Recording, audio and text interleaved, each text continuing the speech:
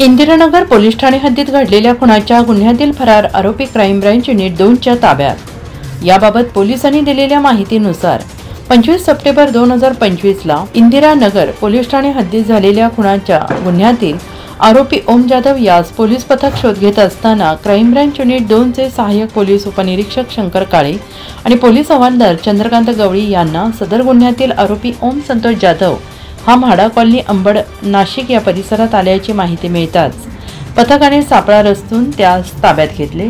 सदर आरोपिताकडून चौकशी केली असता त्याने मयत राशीद यास जीवे मारण्याचा ठार मारण्याचा कट तसेच त्याच्यावर हल्ला करतेवेळी हजर असल्याची कबुली दिली।